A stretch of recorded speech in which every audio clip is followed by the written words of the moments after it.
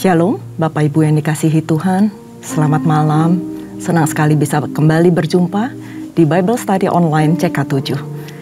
Bapak Ibu yang dikasihi Tuhan, hari ini kita akan membahas pembelajaran kita dari 2 Raja-Raja 21. Dan sebelum kita mulai pembelajaran kita pada malam hari ini, saya mengajak Bapak Ibu untuk sama-sama memuji menyembah Tuhan.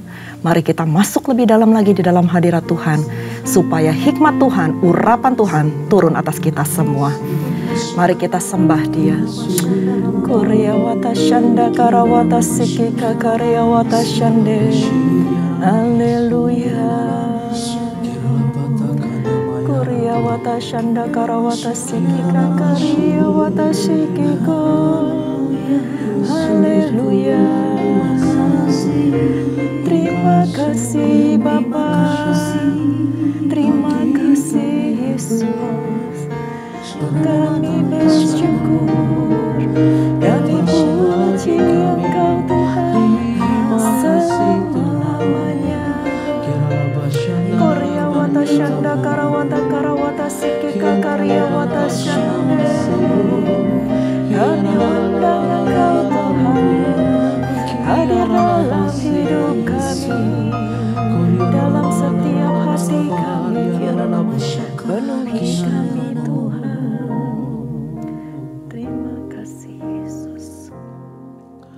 Seperti wanita mengurapimu, menangis di bawah kakimu. Demikian hidupku mau mengasihimu. Yesus, Engkau baik bagiku. Seperti wanita mengurapimu, menangis di bawah kakimu. Demikian hidupku mau mengasihimu. Yesus, Engkau baik bagiku.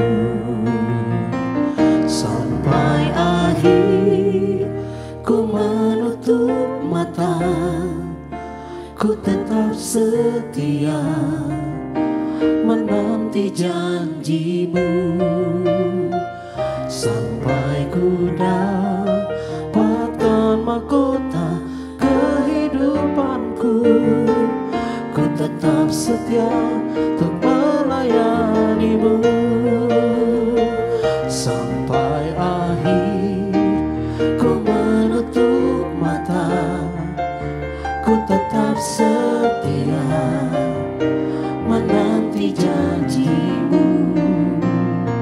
Sampai ku dapatkan mahkota kehidupanku, ku tetap setia untuk melayanimu.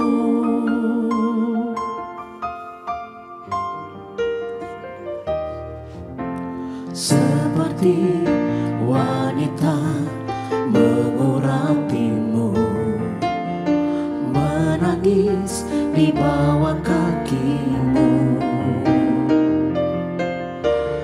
Demikian hidupku mau mengasihimu. Yesus, Engkau baik bagiku. Seperti wanita mengurapimu, menangis di bawah kakimu. Demikian hidupku mau mengasihimu.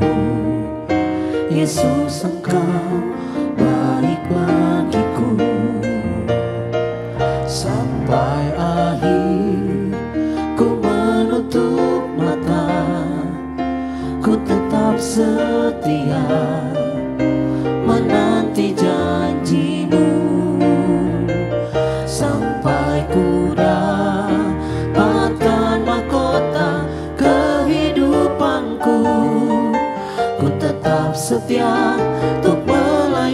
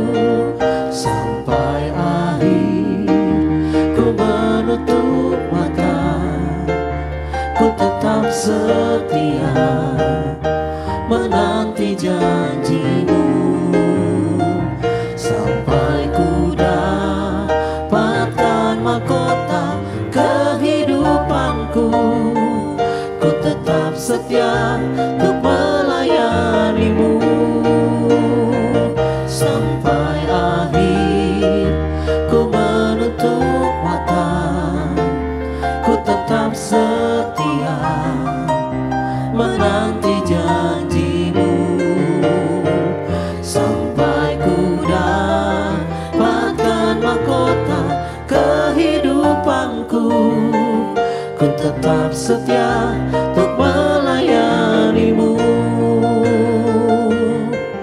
Ku tetap setia untuk melayanimu.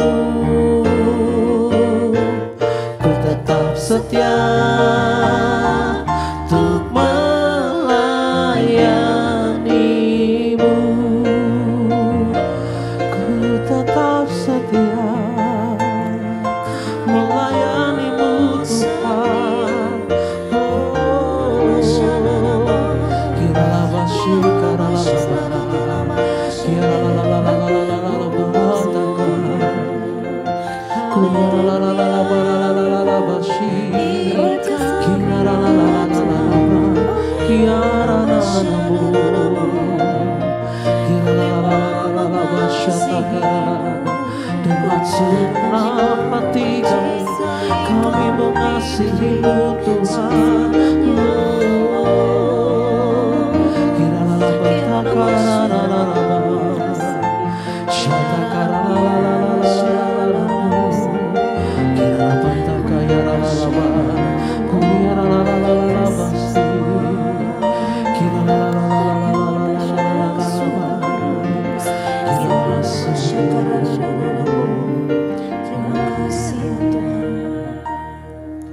Ku mau cinta Yesus selamanya.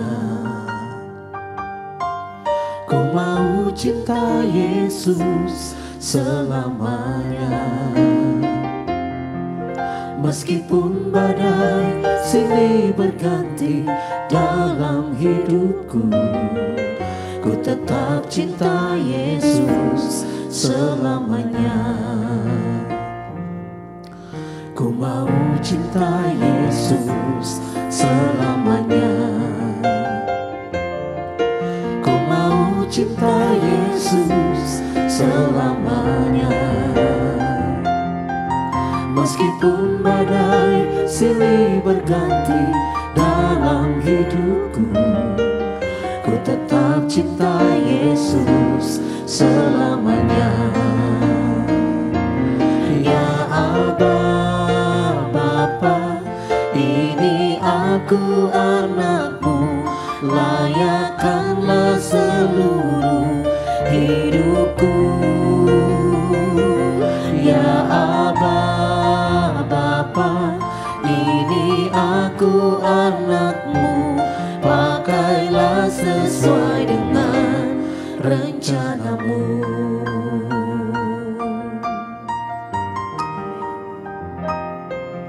Ku mau cinta Yesus selamanya. Ku mau cinta Yesus selamanya. Meskipun badai silih berganti dalam hidupku, ku tetap cinta Yesus selamanya. Ku mau cinta Yesus selamanya. Ku mau cinta Yesus selamanya. Meskipun badai silih berganti dalam hidupku, ku tetap cinta Yesus selamanya. Ya Aba, Bapa, ini aku anakmu, layakkanlah seluruh hidupku. Ya Aba, Bapa, ini aku anakmu, pakailah sesuai dengan rencanamu. Ya Aba, Bapa, ini aku anakmu, layakkanlah seluruh hidupku. Ya Aba, Bapa, ini aku anakmu, pakailah sesuai dengan rencanamu.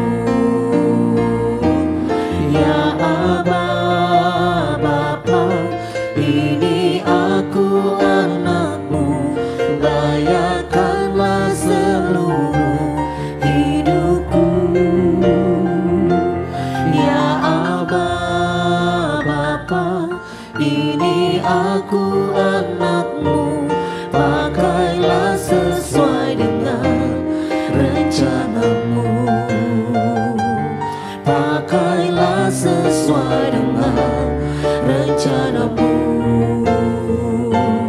Pakailah sesuai dengan rencanamu.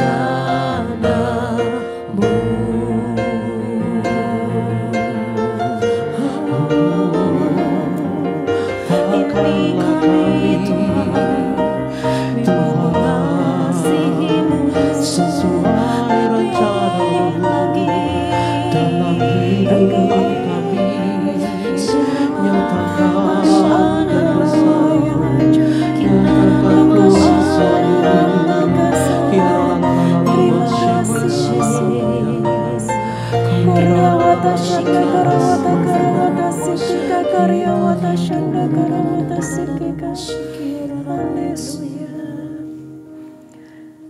Kami bangga Tuhan dapat memanggil Engkau Aba dan Bapa kami.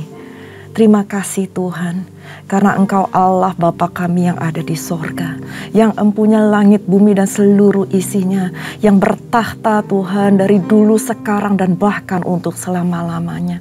Thank you Jesus, thank you. Terima kasih Bapa. Terima kasih untuk hadirat-Mu. Terima kasih Tuhan untuk urapan-Mu yang baru pada setiap kami. Terima kasih Tuhan untuk anugerah-Mu yang begitu berlimpah dalam kehidupan kami. Kami tahu Tuhan, pada saat ini kami ada, kami boleh bernafas, kami boleh menikmati semua berkat-berkat yang Engkau sediakan daripada-Mu. Itu semuanya karena Engkau, bukan karena kuat hebat kami Tuhan, tetapi karena Engkau begitu mengasihi kami. Ajar kami untuk tetap setia Tuhan, menuruti apa yang Engkau inginkan dalam kehidupan kami. Ajar kami Tuhan untuk tetap taat dengan segala perintah yang telah Engkau tetapkan di dalam firman-Mu. Terima kasih Bapa, terima kasih Tuhan, terima kasih untuk pujian penyembahan yang begitu indah Tuhan. Hamba percaya ini semuanya boleh menjadi dupa yang harum dan ini semua boleh menyenangkan hati-Mu. Bapa, jikalau sebentar lagi kami akan sedikit belajar tentang kebenaran firman-Mu, Engkau urapi kami semua Tuhan. Kami tahu tanpa urapan-Mu kami gak bisa apa-apa dan kami gak ngerti apa-apa Tuhan. Maka dari itu Tuhan, berikanlah kami hikmat marifat yang daripada-Mu supaya kami dapat menangkap Tuhan setiap firman dan kami boleh melakukannya dalam kehidupan kami sehari-hari. Supaya hidup kami boleh menjadi terang, boleh menjadi saksi-Mu dimanapun kami berada. Terima kasih Tuhan, urapi hamba Tuhan, pakai hamba sebagai perpanjangan lidah-Mu untuk menyampaikan kebenaran firman-Mu. Terima kasih Bapa, kami siap belajar hanya di dalam nama Tuhan Yesus. Mari kita yang siap belajar sama-sama katakan amin. Nah, sekali lagi saya ucapkan selamat datang untuk Bapak Ibu yang baru saja bergabung dengan kami di Bible Study Online CK7. Hari ini kita akan belajar dari 2 Raja-Raja 21, di mana ayatnya cukup panjang, 21 ayat, tetapi saya nggak akan bacakan semuanya. Ini adalah kita membahas mengenai raja-raja yang ada di Yehuda. Nah, perikop yang pertama adalah Manasye, Raja Yehuda. Saya akan bacakan. Manasye berumur 12 tahun pada waktu ia menjadi raja. Dan 55 tahun lamanya ia memerintah di Yerusalem. Nama ibunya adalah Hefsibah. Ia melakukan apa yang jahat di mata Tuhan, sesuai dengan perbuatan keji bangsa-bangsa yang telah dihalau Tuhan dari depan orang Israel. Ia mendirikan kembali bukit-bukit pengorbanan yang telah dimusnahkan oleh Hizkia ayahnya. Ia membangun mezbah-mezbah untuk Baal. Ia membuat patung Asyera seperti yang dilakukan Ahab, Raja Israel. Dan sujud menyembah kepada segenap tentara langit dan beribadah kepadanya. Ayat 4 mengatakan, ia mendirikan mezbah-mezbah di rumah Tuhan, walaupun sehubungan dengan rumah itu Tuhan telah berfirman, di Yerusalem aku akan menaruh namaku. Dan ia mendirikan juga mezbah-mezbah bagi segenap tentara langit di kedua pelataran rumah Tuhan.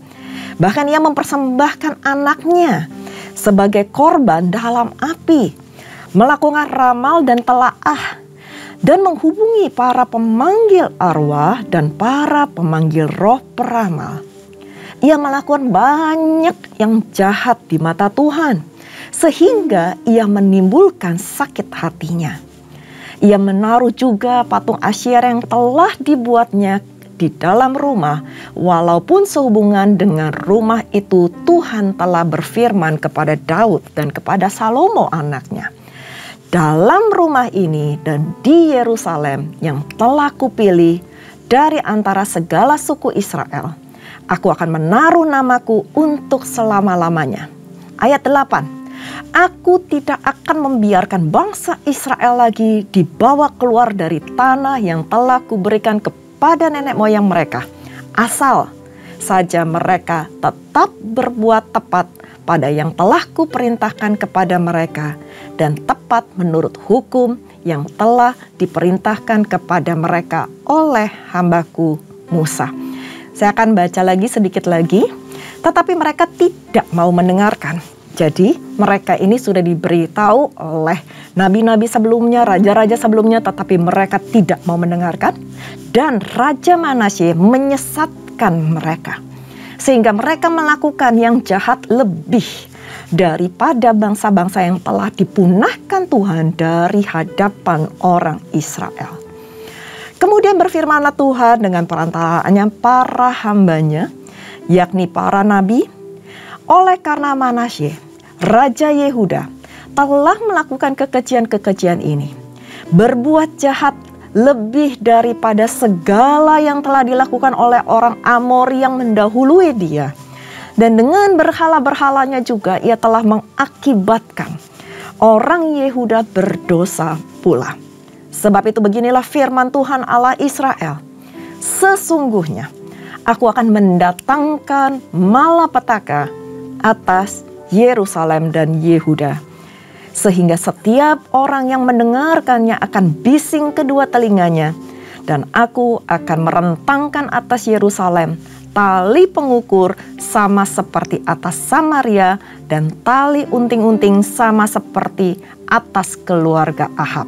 Dan aku akan menghapuskan Yerusalem seperti orang menghapus pinggan, yakni habis dihapus, dibalikan pula menungging.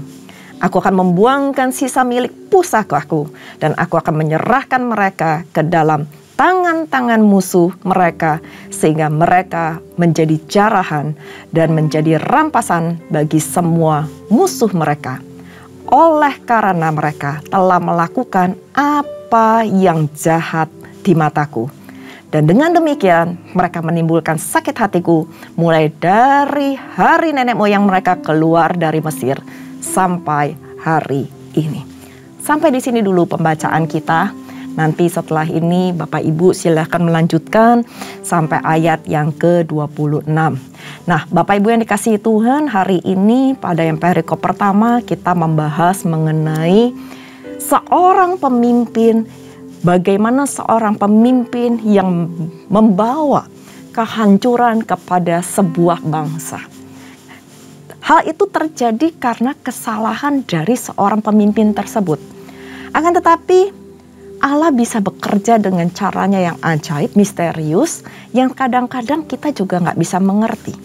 Nah, ayah dari Raja Manasye, yaitu Raja Hizkia, yang kita baca di pasal sebelumnya, pasal-pasal sebelumnya, di pasal 18 dan 19, raja ini pada akhirnya belajar untuk sungguh-sungguh mengandalkan Tuhan.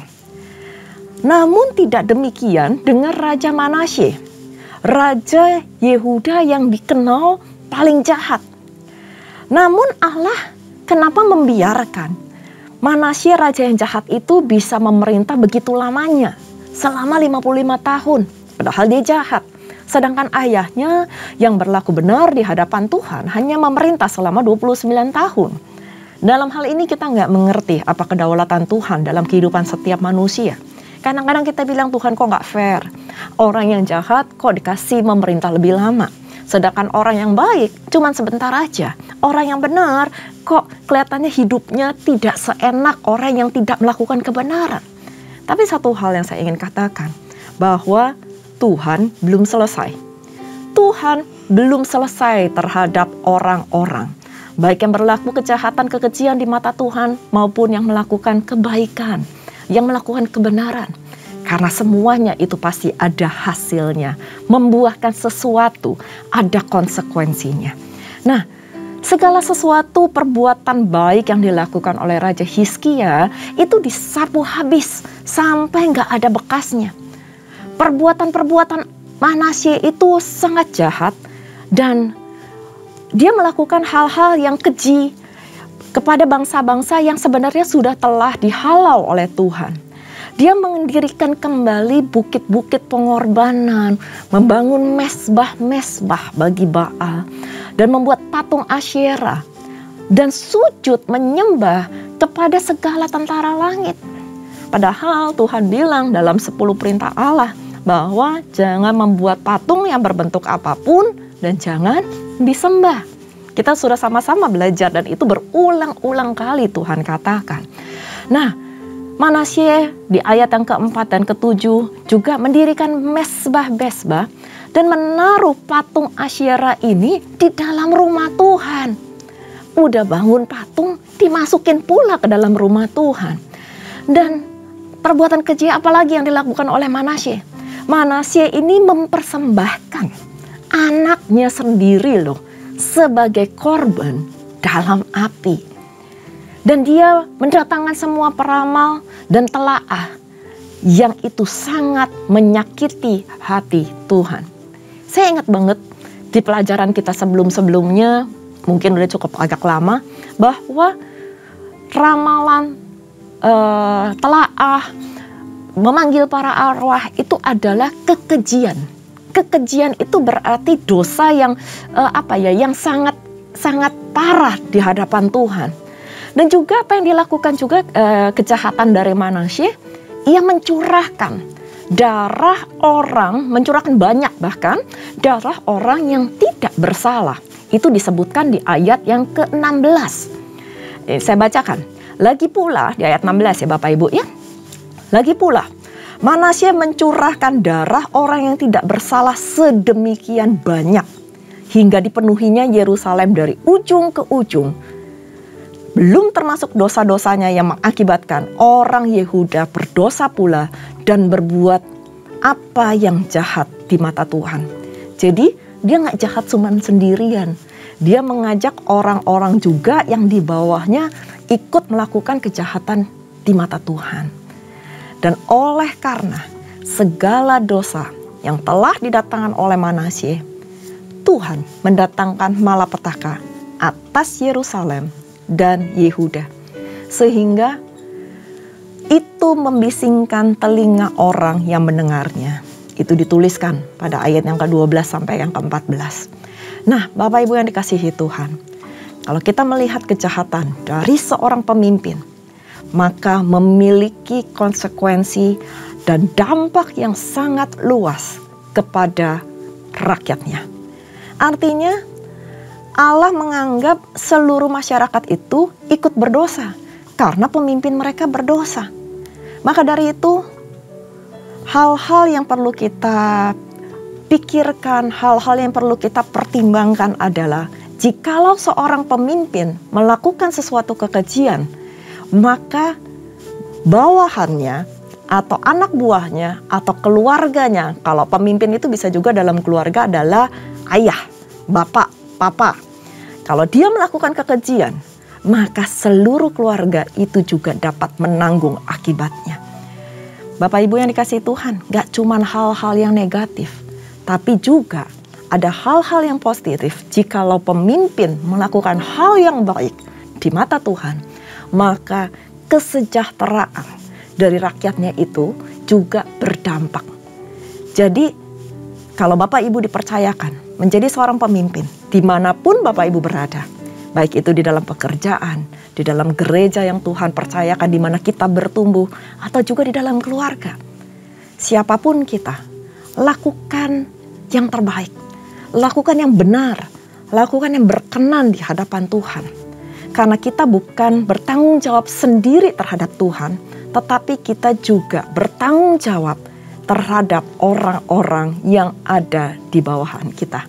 Nah, kita sadar bahwa seorang pemimpin itu menentukan bagaimana masa depan rakyatnya, bagaimana menentukan masa depan para pengikutnya. Maka dari itu Bapak Ibu yang dikasihi Tuhan, untuk memilih seorang pemimpin, kita harus benar-benar berdoa. Minta hikmat kepada Tuhan, minta urapan Tuhan turun, supaya seorang pemimpin yang lahir di tengah-tengah kita adalah pemimpin yang takut akan Tuhan. Pemimpin yang hidupnya benar di hadapan Tuhan. Dan jikalau kita dipercayakan untuk menjadi pemimpin, maka dari itu kita harus berdoa. Kita harus minta urapan Tuhan turun atas kita, sehingga kita dimampukan untuk menjadi pemimpin yang bijaksana, pemimpin yang taat akan kebenaran firman Tuhan, dan pemimpin yang setia mengikut Tuhan, tidak menyimpang ke kanan dan ke kiri. Fokus kita hanya Tuhan. Maka dari itu Tuhan pasti akan memberkati kita semua. Mari kita berdoa. Terima kasih Bapa untuk firman-Mu yang singkat ini, di mana kami belajar bagaimana dampak seorang pemimpin terhadap rakyatnya, terhadap bawahannya, terhadap pengikutnya, atau terhadap orang-orang yang dipimpin. Bapa, kami berdoa Tuhan, untuk pemimpin-pemimpin yang ada di atas kami Tuhan. Baik itu di dalam pemerintahan, baik itu di dalam gereja Tuhan, dimanapun, baik itu di dalam pekerjaan kami. Tuhan, kami berdoa, biarlah pemimpin-pemimpin ini adalah pemimpin-pemimpin yang telah Engkau tetapkan, yang takut akan Tuhan, yang berbuat segala sesuatu dengan mempertimbangkan apakah itu berkenan di hadapan Tuhan. Kami berdoa Tuhan, kami memberkati para pemimpin kami. Biarlah pemimpin-pemimpin kami menjadi orang-orang yang benar-benar melayani, bukan untuk yang minta dilayani, sehingga mereka dapat mendedikasikan semua apa yang mereka lakukan, bukan hanya untuk manusia, tetapi untuk Tuhan. Terima kasih Tuhan. Dan jikalau Engkau mempercayakan kami saat ini menjadi pemimpin, Tuhan, hamba berdoa Tuhan, biarlah urapan yang daripada Tuhan turun atas kami semua, para pemimpin-pemimpin, supaya kami berlaku apa yang benar di mata-Mu. Dan kami percaya itu akan kami impartasikan kepada setiap orang yang ada di bawah kami. Dan kami berdoa Tuhan, biarlah urapan itu turun atas kami semua, dimanapun kami berada. Terima kasih Bapa, terima kasih. Dan kami berdoa juga untuk keluarga demi keluarga, untuk kepala keluarga, untuk para bapak-bapak, untuk para suami Tuhan. Biarlah wibawa ilahi, otoritas yang daripada Allah turun atas setiap bapak-bapak, kepada setiap kepala keluarga di dalam nama Yesus. Biarlah mereka boleh mendidik, biarlah mereka boleh membawa keluarga mereka untuk hidup takut akan Tuhan. Terima kasih Bapa, terima kasih Roh Kudus. Ini kami Tuhan, kami butuh tuntunan-Mu, kami butuh Tuhan hikmat yang daripada-Mu untuk menjalani setiap kehidupan ini, supaya kami didapati tetap setia sampai akhirnya. Terima kasih Bapa, dan sebelum kami berpisah satu dengan lainnya, kami rindu untuk menerima berkat. Mari Bapak Ibu yang dikasihi Tuhan, kita mengangkat kedua tangan kita dan kita siap menerima berkat. Terimalah berkat yang berlimpah-limpah dari Allah Bapa, kasih karunia di dalam anaknya yang tunggal, Tuhan kita Yesus Kristus, dan persekutuan manis dengan Roh Kudus menyertai Bapak Ibu sekalian mulai saat ini sampai Tuhan Yesus datang untuk kedua kalinya, menjemput kita di awan-awan permai, dan bahkan untuk selama-lamanya. Mari kita yang sudah menerima berkat sama-sama katakan amin. Tuhan Yesus memberkati. Shalom.